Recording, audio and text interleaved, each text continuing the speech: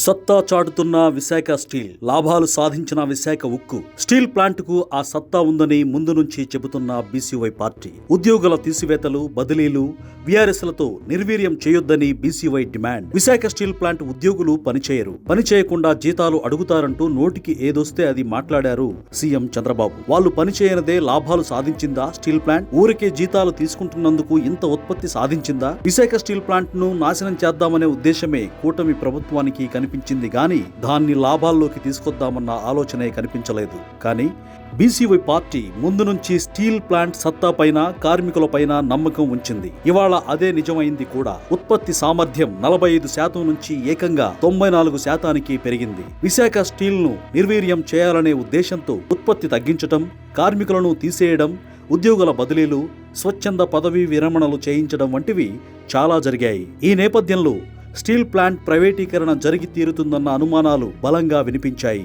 అయితే BCY party అధినేత బోడే రామచంద్ర యాదవ్ నేరుగా ఢిల్లీ వెళ్లి కేంద్ర మంత్రులను కలిశారు.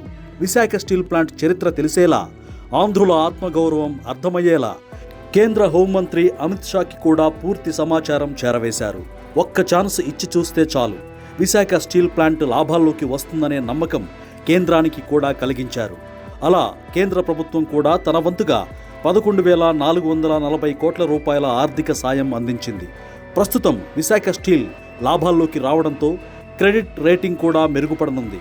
విశాఖ ఉక్కు ఆంధ్రుల హక్కుగా భావించే విశాఖ స్టీల్ ప్లాంట్ మళ్లీ ఆర్థికంగా నిలదొక్కుకోవడంపై బీసీవై పార్టీ అధినేత బోడే రామచంద్ర యాదవ్ ఆనందం వ్యక్తం చేశారు. ఈ ప్లాంట్కు కనుక సొంత గనులు ఇస్తే దేశంలోనే నంబర్ 1 ఉక్కు పరిశ్రమగా నిలబడుతుందనే నమ్మకాన్ని కూడా వ్యక్తం చేస్తున్నారు బీసీవై పార్టీ అధినేత.